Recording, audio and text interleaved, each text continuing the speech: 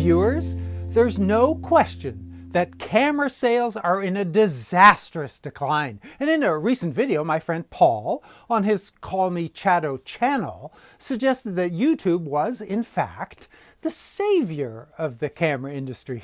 He's joining me today so we can talk about this claim. Hey, Paul, thanks for hiking over on your snowshoes to join me today in my lonely log cabin. Yes. Well, it's nice that you have this wonderful facility here. And because of COVID, we're not actually supposed to be in the same room. No. So, but the variants are just...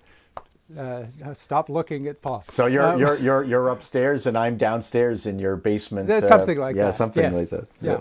You did recently post a video about the economy of nothing. Correct. A video that I'll link below. Thank you. Along with my recommendation. It's a video that's worth watching. But first, of course, by commenting on that video, we're contributing further to the economy of nothing. Which is the irony in all of this. In all of YouTube. So I assume that you also believe that the deluge of year-end summaries are also net nothing? Well, again, you know what? I'm being snarky with regards to the concept of the economy of nothing. I do make a distinction between true nothing, like influencers, True nothings. And then pseudo nothing. And then there's the partial nothings. And then there's the trap that YouTube creators fall into, trying to maintain the algorithm and getting anxiety over not producing at a regular pace to keep that algorithm up. Or they've got sponsors that they've made promises to, that they've at least have to do one video a month or something like that. That actually exists.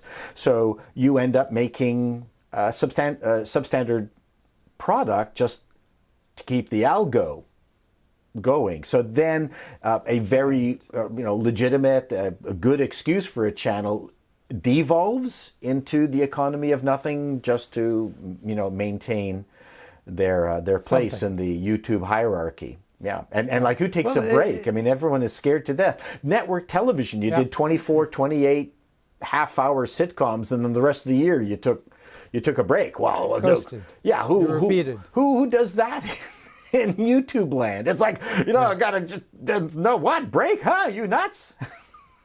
And it is a little bit the triumph of style over content, or the triumph of form over content, where you spend so much time billboarding and previewing that by the time you actually get to the content, it's a bit of a letdown. Like, I've seen that. Yeah, and I have noticed a trend where I realize that people come up with one nugget of a new idea, but then the remainder of the video is a rehash. But they get fantastic views.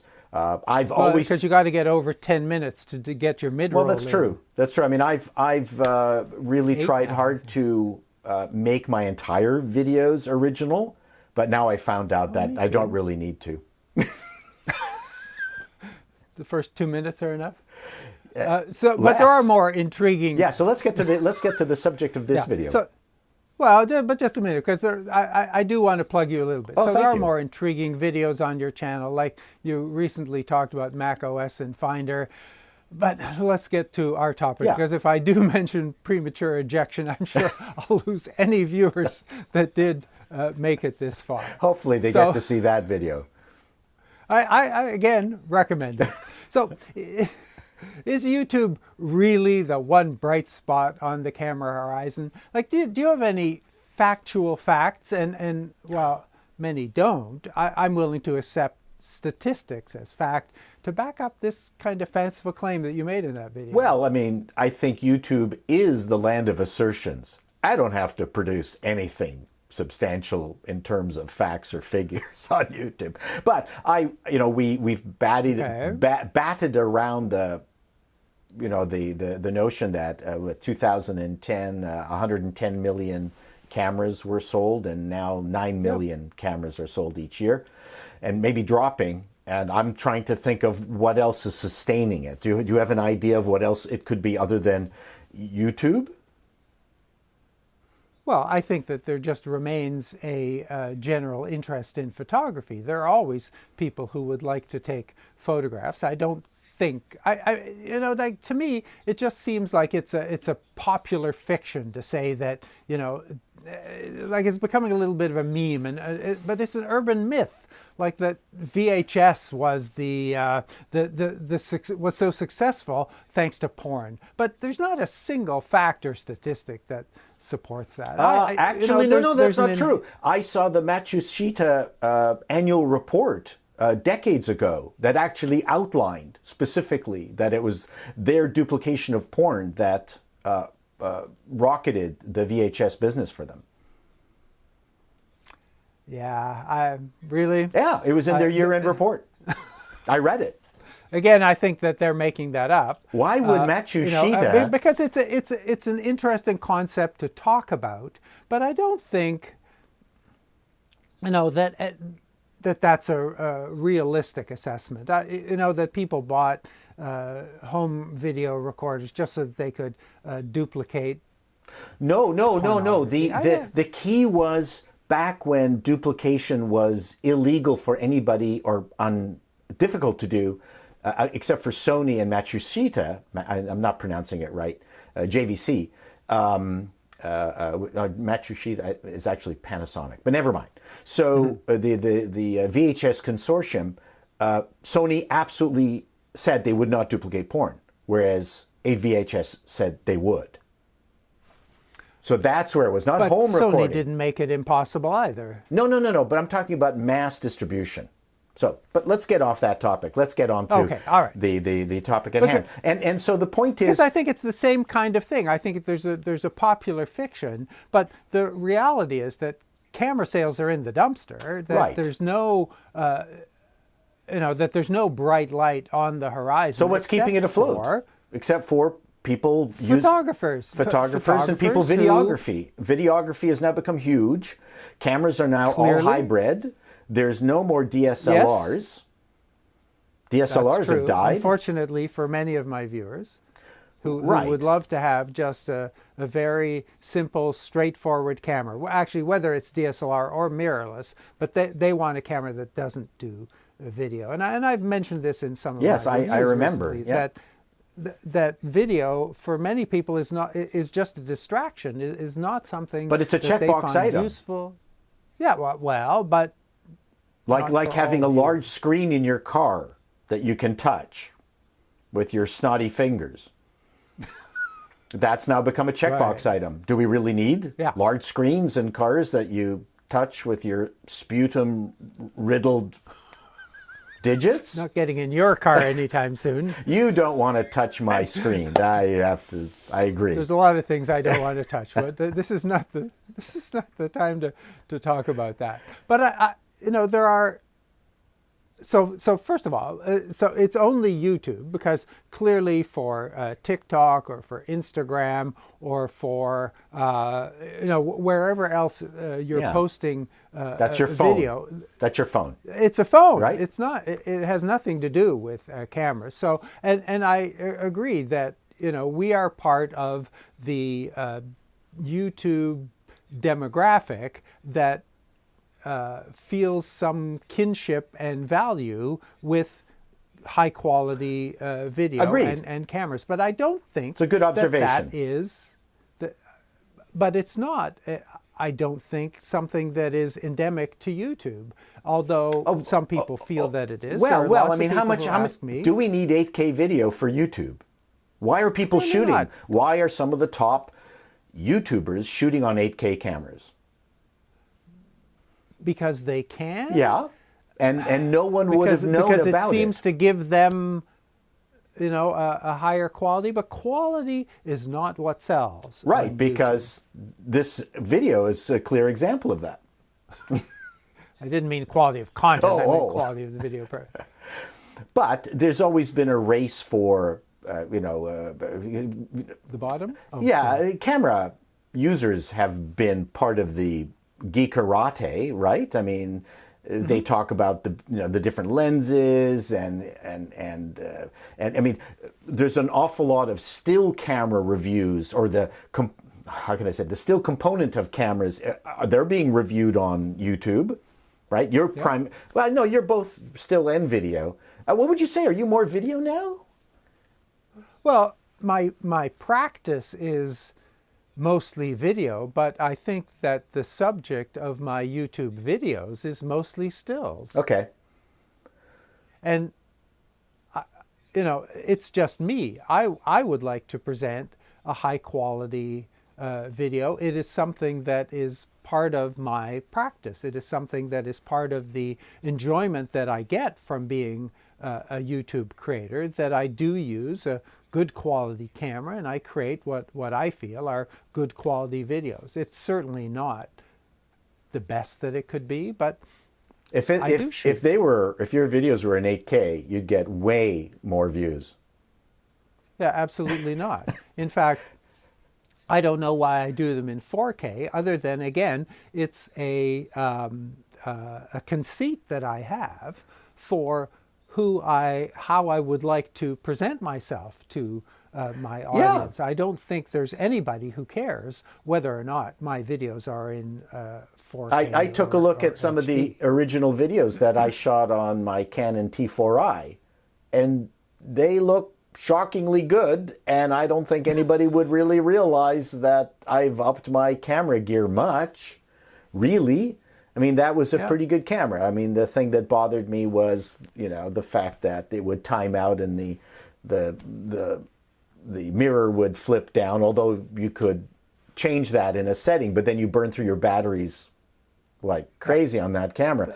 But apart from the fact that it had a crappy preamp, I could still be using that for all these videos, and I don't think people would. Certainly. You know, from a convenience point of view, it's less convenient. The T4i is a much less convenient video camera, but from a quality point of view, I don't think anyone would have cared.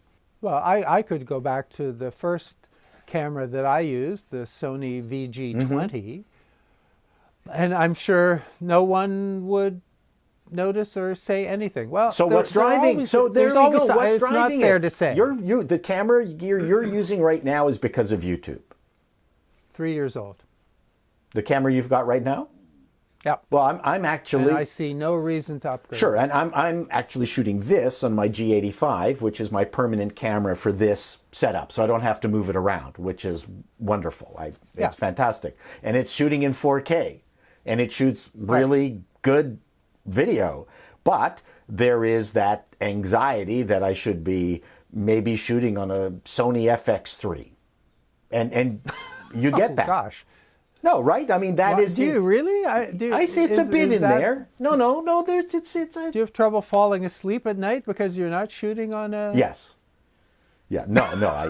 I don't really care. Clearly not. I'm very happy with it. Why not go out and go all the way and buy a Red? But how many people promote that? How many people get those cameras so they can do reviews? And I would say, maybe there are more Sony FX3s sold because of YouTube and the reviews of that camera on YouTube. Right, because...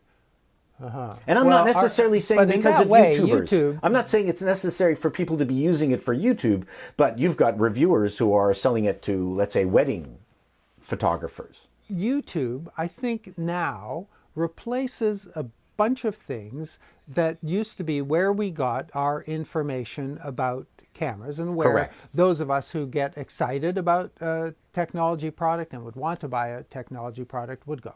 So magazines like Video Maker, I guess it's still around. I don't know.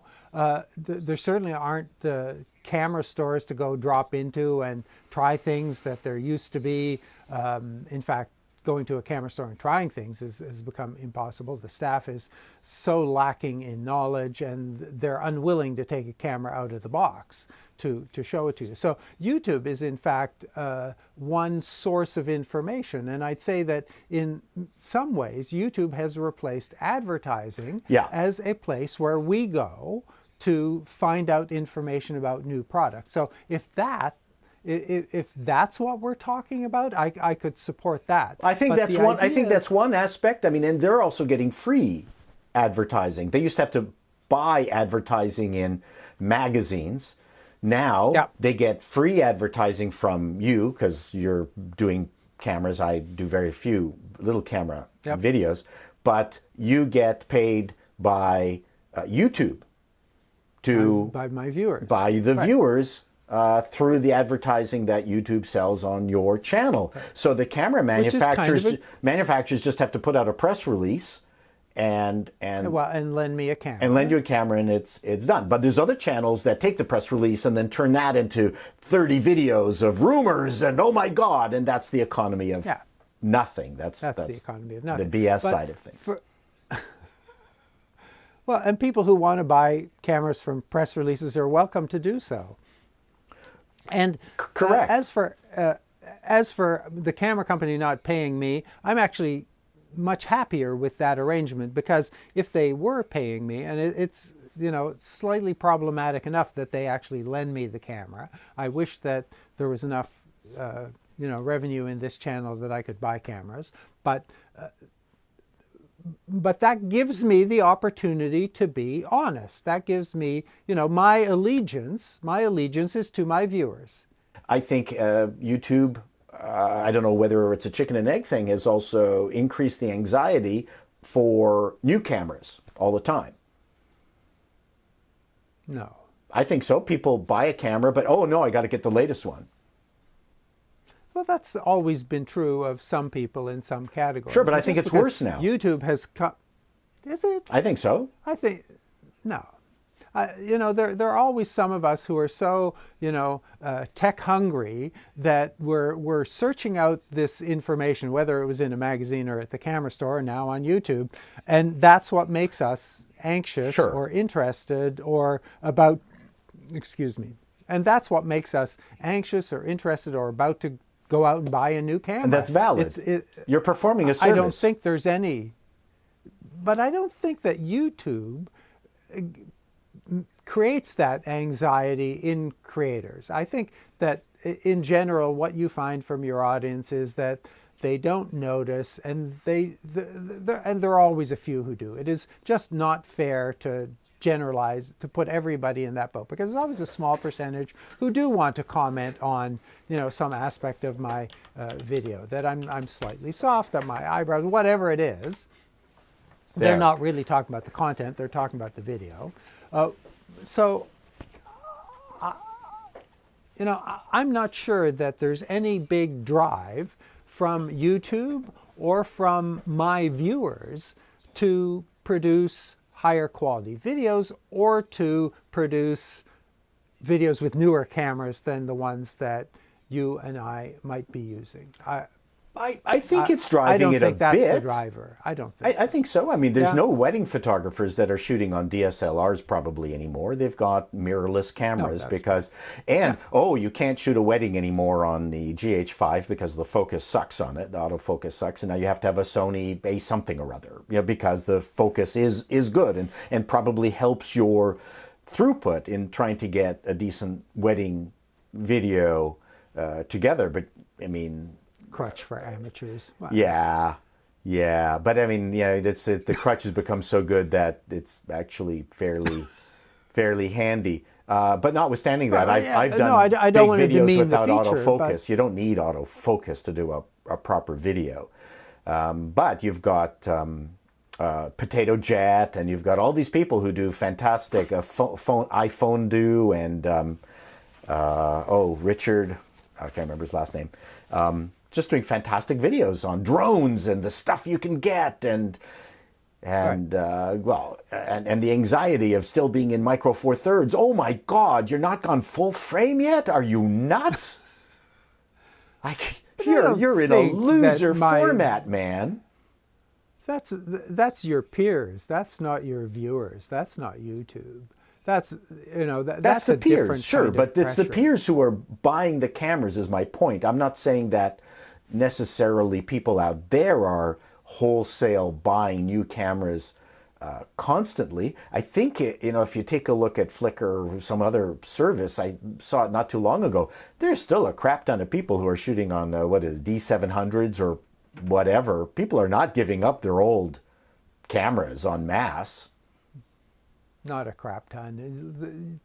Flickr statistics, you have to dig down so far to find any camera and any, other than interchangeable iPhone. lens camera. Yeah, everything's iPhone and some Pixel, but it's wow. Now have, like, as opposed to 5 years ago, you have to go so far down to find even any camera that it's clear that what we started out with, which was saying that the camera industry is in the tank, remains true. Sure. I don't think that the number of people who are on YouTube who care or are influenced by what you or I or other reviewers might say is a significant bump in the sales of cameras. I just don't. But I do agree with you. YouTube has replaced the camera magazines. Right, as a way to get information. Right. I mean, it's replaced a whole lot of magazines and a whole lot of other sources of information. Anyway. And purchase confirmation. And people love to see videos about the stuff they've already bought. Right. That's huge. Yeah, I see that all the time from the comments that I get for my videos. But just while we're on YouTube, and it's a financial thing, why are the terms subscribers and members so misleading? So members pay us a monthly stipend, but subscribers get the free ride. Isn't that, like, if I'm subscribing to a magazine, isn't that when I pay membership? I don't know. But as a subscriber, you can still be paying the monthly YouTube fee to get rid of the ads. Right. So what are you then? Well, that's true. But I would prefer to call those people who are members sponsors, because in my book, that's what they are. I don't accept sponsors. So for me, the people who are members and are, giving me a monthly amount are the people who are sponsoring my channel. So I don't know. Somehow the terminology there isn't really working for me. I call people who sponsor me clients. As always, Paul, thanks so much for your time. Thanks for braving the wilds and the connections of cyberspace to join me today. Well, it's always a pleasure. Always a pleasure talking with you. It's a very interesting topic. So we'll see what your viewers, how my viewers respond to wish this. to comment on that. Yeah. And be respectful. Yeah, absolutely. Thanks to all of you for watching, subscribing, membering, sponsoring, however you wish to participate in this channel or Paul's. I do, as you likely already know, read and reply to all civil comments. Stay safe. Thanks. Thanks, Paul. Thanks, Martin. Oh, you are not over there. You're out there. I keep wanting to look over there, but oh well. We will.